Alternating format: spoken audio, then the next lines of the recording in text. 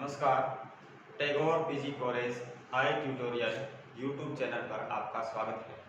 Channel को subscribe करें तथा बेल आइकन को प्रेस करें ताकि संबंधी वीडियो आपको तुरंत मिल सके। आज हमारा टॉपिक है सिंधु सभ्यता। बड़ा ही रोचक और अच्छा टॉपिक है जो कि लगभग सभी एग्जाम में हमारे काम आता है। तो सिंधु सभ्यता का जो कालखंड है और उस सभ्यता के बारे में जितनी भी बातें हैं, उसकी क्या विशेषताएं रही, क्या कौन कौन से स्थल मिले हैं, जितने भी सारी की सारी विशेषताएं हैं वो आज हम इस टॉपिक के माध्यम से अध्ययन करेंगे। बात करते हैं 3 कालखंडों की। जिस प्रकार पहला कालखंड है हमारे पास प्रागैतिहासिक काल, दूसरा है आद्य ऐतिहासिक काल और तीसरा है ऐतिहासिक काल। प्रागैतिहासिक काल में कोई भी हमें लिखित साक्ष्य नहीं मिलता। क्या नहीं मिलता? हमें किसी भी प्रकार का कोई लिखित साक्ष्य नहीं मिलता। दूसरा काल है वो है ऐतिहासिक काल। ऐतिहासिक काल के अंदर क्या हुआ कि यहाँ लिखित साक्ष्य तो है, क्या है? लिखित साक्ष्य हैं, लेकिन पढ़े नहीं गए हैं, पढ़े नहीं गए हैं। और तीसरा जो काल है जो कि 6ठी शताब्दी ईसा पूर्व से प्रारंभ होता है और इसके साक्ष्य लिखे हुए हैं, उनको हमने पढ़ लिया है। तो मोटे रूप से हम बात करें आद्य ऐतिहासिक काल, तो आद्य ऐतिहासिक काल के अंदर कौन सी सभ्यता लगती है? सिंधु सभ्यता आती है। क्यों? क्योंकि सिंधु लिपि तो है लेकिन उसको पढ़ने में अब तक किसी भी प्रकार की कोई सफलता नहीं मिली है। बात करते हैं सिंधु लिपि के बारे में है। सिंधु लिपि किस प्रकार की है? सर्पिलाकार, कैसे? इस तरह सर्पिलाकार, यानी दाएं से शुरू है। पहली लाइन कहां से शुरू है? दाएं से शुरू है। और जो दूसरी लाइन है यानी ये जो सेकंड लाइन है वो कहां से है? बाएं से शुरू है। कहां से? बाएं से शुरू। तो पहली लाइन दाएं से शुरू है और दूसरी लाइन बाएं से शुरू है। तो ये क्या कौन सी लिपि होगी? सर्पिलाकार। सर्पिलाकार यानी ब्रूस्टोफेडन,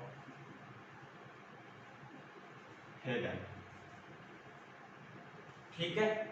यानी सर्पिलाकार, ब्रूस्टोफेडन या गौमूत्री लिपि भी इसको कहा जाता है। गौमूत्री लिपि। यानी मुख्य रूप से बात करें तो हमने एक नाम दे दिया इसको भाव चित्रात्मक। कौन सा?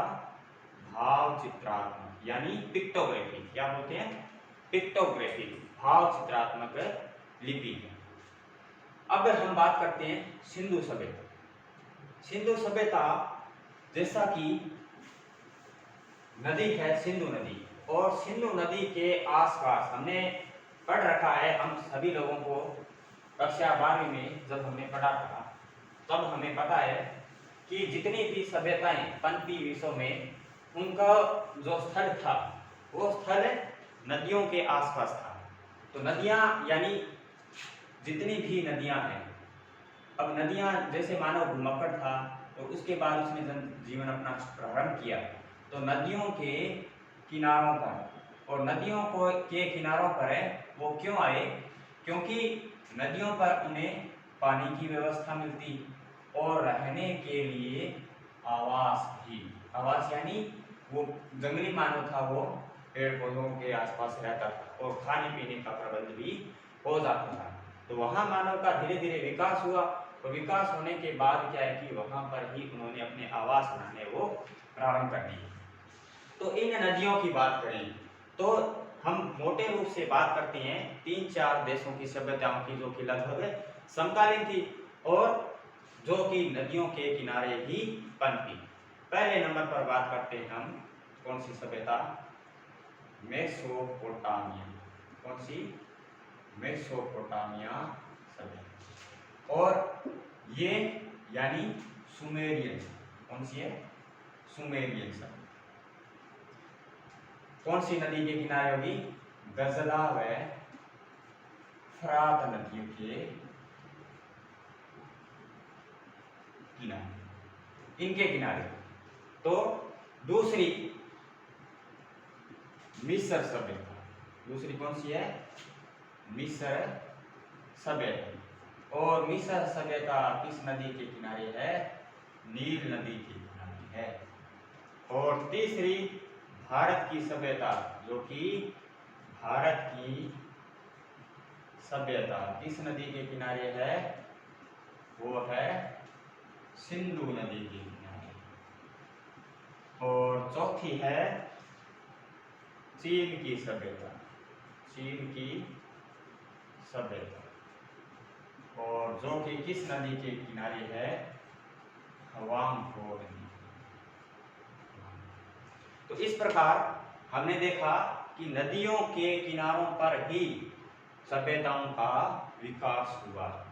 पहली हमने बात की मेसोपोटामिया यानी सुमेरियन सभ्यता का विकास इसके गजला और फ्रात नदियों के किनारों पर हुआ।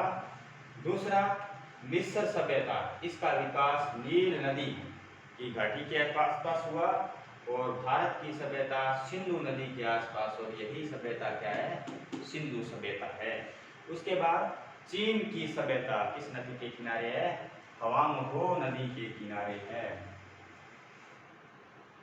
अब बात करते हैं सिंधु नदी, भारत की सभ्यता, यानी इसकी उत्पत्ति किस प्रकार हुई। उत्पत्ति की बात करें तो अलग अलग इतिहासकारों के, विद्वानों के अलग अलग मत हमारे सामने आते हैं। उन मत को हमें थोड़ा सा ध्यान में रखना।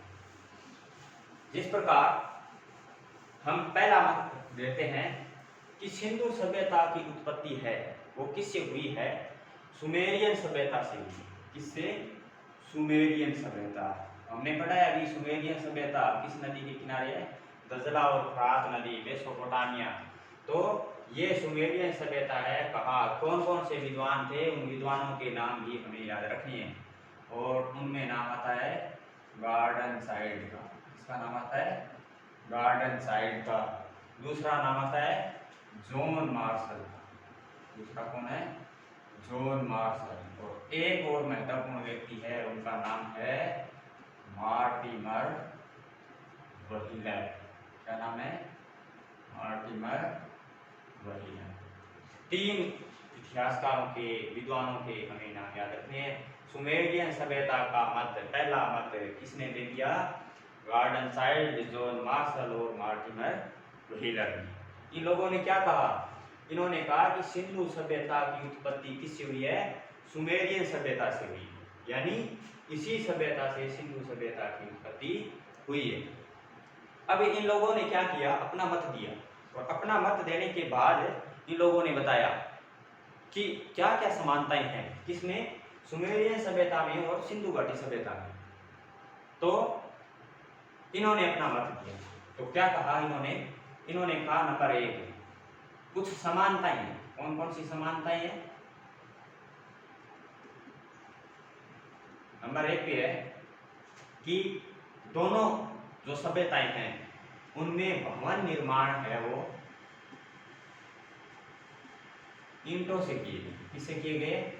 ईंटों से। कच्ची और पक्की ईंटों को से निर्मित भवन है, जो कि दोनों सभ्यताओं में हमें देखने को मिलता है।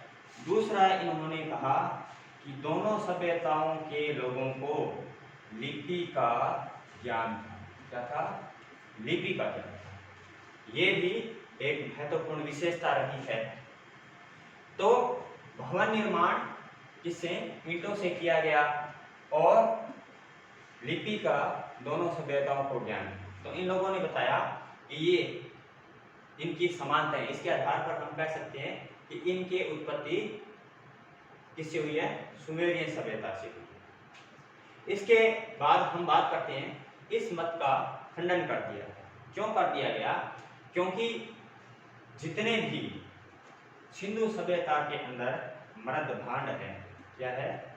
मृद भांड है, मुद्रा है, मुहरे हैं, ये मुहरे भिन्न भिन्न हैं, भिन्न भिन्न हैं। किसमें? आकार और प्रकार में, आकार और प्रकार में। कैसे? कि मृदभांड, मुद्रा, मुहरे यानी वहां से जितनी भी वस्तुएं मिली हैं उन वस्तुओं के आकार प्रकार में परिवर्तन है। इसीलिए क्या है कि इसके मत को खंडन कर दिया। दूसरा बात कि जो लिपि है, सुमेरियन लिपि की बात करें तो इसमें 900 अक्षर है। लगभग कितने अक्षर हैं? 900 अक्षर है सुमेरियन लिपि। लेकिन जो सिंधु सभ्यता है उसकी जो लिपि है, उसकी लिपि में कितने अक्षर है? लगभग 400 अक्षर हैं। तो समानता कैसे हुई? इसमें तो अक्षर ज्यादा हैं, 400, 900, और इसी सिंधु में 400 अक्षर हैं। इस प्रकार दूसरा मत हम देखते हैं, सुमेरियन सभ्यता से उत्पत्ति के मत के बाद हमारा अगला मत आता है वैदिक आर्यों से उत्पत्ति। कुछ विद्वान ऐसे हैं जिन्होंने क्या कहा कि सिंधु सभ्यता का जो विकास है वो किससे हुआ? कि उत्पत्ति वैदिक आर्यों द्वारा की गई। ये मत दे दिया। अब नई बात आ गई तो इसमें नए विद्वानों के नाम भी हमें याद रखने पड़ेंगे, और वो विद्वान हैं रामचंद्र और के.एन. शास्त्री। इसके अलावा S.R. राव। इन लोगों ने क्या कहा कि सिंधु सभ्यता की उत्पत्ति किससे हुई है?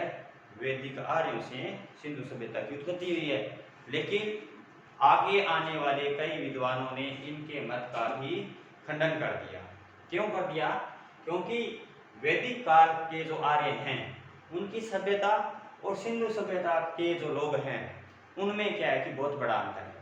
हम अंतर की बात करते हैं, मोटे रूप से हम देखें तो पहले अंतर की बात करें तो हमें पता है सिंधु सभ्यता कौन सी थी? सिंधु सभ्यता नगरीय सभ्यता। कौन सी थी? नगरीय। जबकि आर्य क्या थे? ग्रामीण थे। यानी वो क्या है?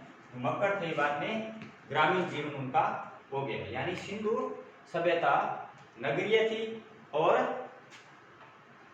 जो आर्य हैं वो क्या थे? ग्रामीण थे। दूसरी हम बात करें तो जो सिंधु सभ्यता नगरीय सभ्यता और आर्य सभ्यता ग्रामीण। दूसरी हम बात करें तो सिंधु सभ्यता के लोग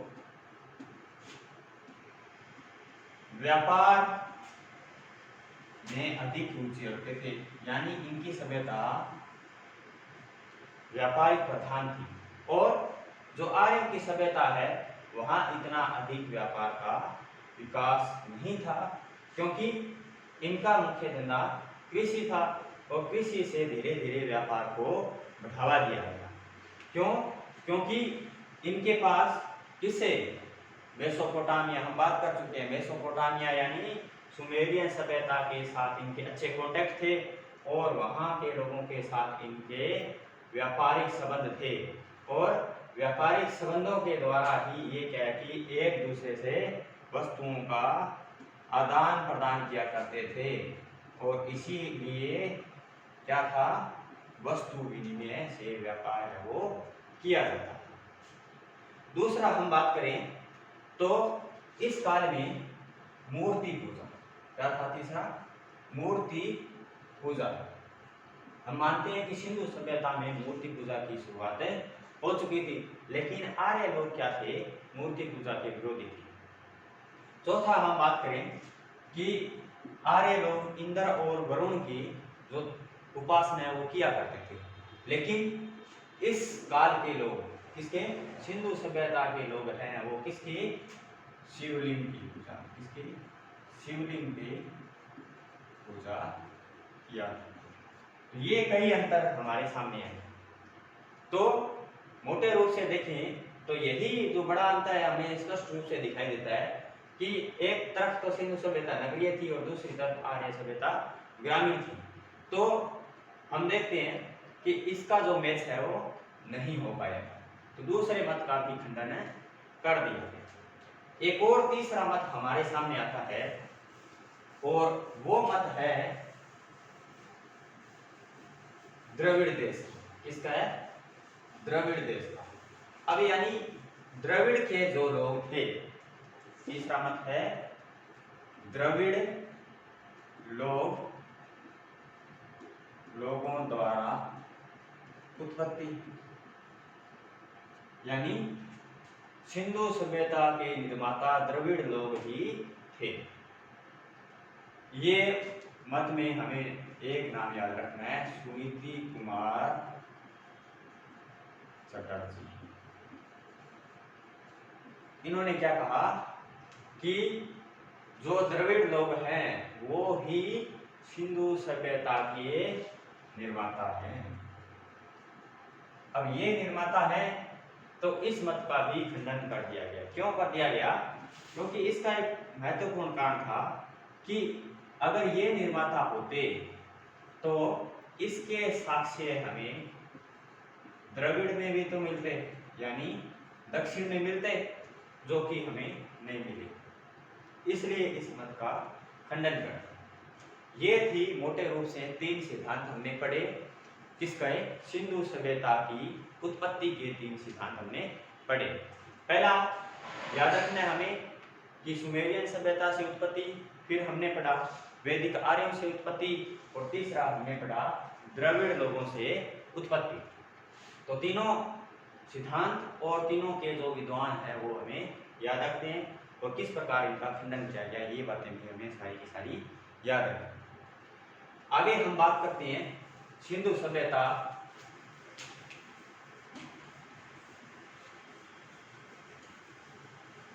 कालखंड, सिंधु सभ्यता का कालखंड। कालखंड में मोटे रूप से देखा जाए, जैसा कि जॉन मार्शल ने निर्धारित किया, इन्होंने कितना बताया है, 3250 से 2750 बीसी। कितना बताया, 3250 से 2750 बीसी। किसने, जॉन मार्शल। दूसरा C14 यानी कार्बन 14, कार्बन, रेडियो कार्बन 14 के आधार पर किसी भी पुरातात्विक महत्व की वस्तु का काल निर्धारण वो किया जाता है। अब इसका काल निर्धारण किया गया तो इसमें एक विद्वान का नाम आता है, और नाम आता है D.P. अग्रवाल। क्या नाम है, D.P. अग्रवाल।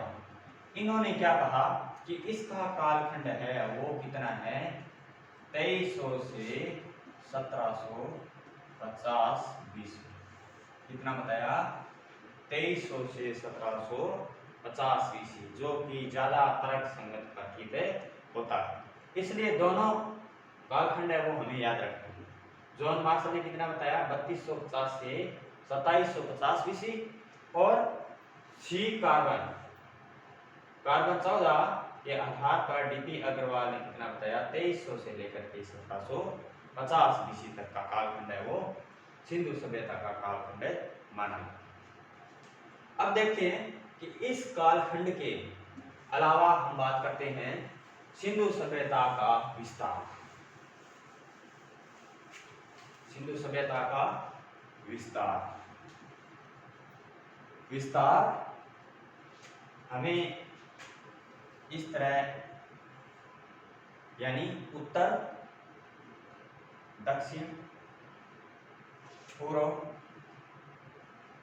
पश्चिम चारों दिशाओं में कौन कौन से क्षेत्र हैं, कितना इसका वर्ग एरिया है, वो सारा का सारा हमें ध्यान रखना। उत्तर में जो सबसे उत्तर में स्थल है वो स्थल है कौन सा? मांडा। कौन सा है? मांडा। और मांडा कहाँ है? जम्मू एंड कश्मीर में। कहाँ है? उत्तरी स्थल कौन सा है? कई बार एग्जाम में पूछा जाता है कि उत्तरी स्थल कौन सा है? मांडा। और कहाँ है? जम्मू एंड कश्मीर में है। नदी का नाम भी याद रखना है, नदी का नाम है चिनाब नदी। कौन सी नदी है? चिनाब नदी। किसके किनारे है? कौन सा स्थल? मांडा, जो कि सबसे उत्तर में। अब बात करते हैं दक्षिण में। दक्षिण में देमाबाद। क्या नाम है? देमाबाद। और देमाबाद है महाराष्ट्र में। कहाँ है? महाराष्ट्र में है देमाबाद। और नदी का नाम याद रखना है हमें, प्रवरा नदी। कौन सी नदी है? प्रवरा नदी। और प्रवरा नदी किसकी सहायक नदी है? गोदावरी की। किसकी है? गोदावरी की सहायक नदी है। ये भी ध्यान रखना है, कई बार एग्जाम में पूछा जाता है कि देमाबाद किस नदी के किनारे है, और वहां ऑप्शन में प्रवरा नदी नहीं होता है। तो हमें किसका ध्यान रखना है? गोदावरी नदी हो तो भी हमें सही करना है, क्योंकि गोदावरी की सहायक नदी है प्रवरा नदी। दो स्थल हमने पढ़ लिए, उत्तर का मांडा और दक्षिण का देमाबाद। बात करते हैं पूर्वी स्थल। सबसे पूर्वी स्थल है आलमगीर। आलमगीरपुर। आलमगीरपुर कहाँ है? यूपी। कहाँ है? उत्तर प्रदेश। पूर्वी स्थल है आलमगीरपुर। और किस नदी के किनारे है? हिंडन नदी के किनारे। किस नदी के किनारे? हिंडन नदी के किनारे। और सबसे पश्चिमी स्थल, सबसे पश्चिमी जो स्थल है वो है सूतकांगेडोर। कौन सा है? सूतकांगेडोर। सबसे पश्चिमी स्थल है वो सूतकांगेडोर। अब सूतकांगेडोर किस नदी के किनारे है? वो है दास्क नदी के किनारे। बलूचिस्तान में भी ये स्थान याद रखना। सूतकांगेडोर दास्क नदी के किनारे है। तो चारों स्थल हमने पढ़ लिए।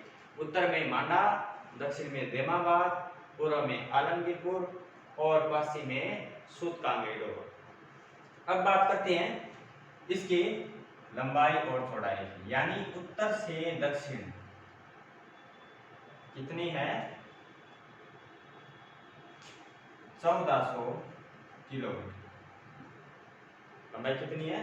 उत्तर से दक्षिण 1400 किलोमीटर।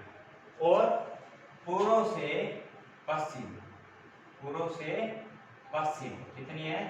1600 किलोमीटर। लंबाई चौड़ाई भी हमें याद रखनी है। उत्तर से दक्षिण 1400 किलोमीटर और पूर्व से पश्चिम 1600 किलोमीटर। अब हम बात करते हैं इसके संपूर्ण क्षेत्रफल की। तो इसका संपूर्ण जो क्षेत्रफल है, और वो क्षेत्रफल कितना माना जाता था? माना जाता था 12,99,600 वर्ग किलोमीटर। कितना माना जाता था? 12,99,600 वर्ग किलोमीटर। लेकिन वर्तमान समय में कितना माना गया है? लगभग 20 लाख। सॉरी, कितना माना गया है? लगभग 20 लाख। तो हमें दोनों याद रखने। महिला सुपरवाइजर में पूछा गया था, तो हमें ध्यान रखना है कि वर्तमान समय में कितना माना जाता है इसका क्षेत्रफल, क्योंकि सिंधु सभ्यता के स्थल है वो निरंतर रूप से खोजे जा रहे हैं। इससे आगे के हम अपनी क्लास में करेंगे। धन्यवाद।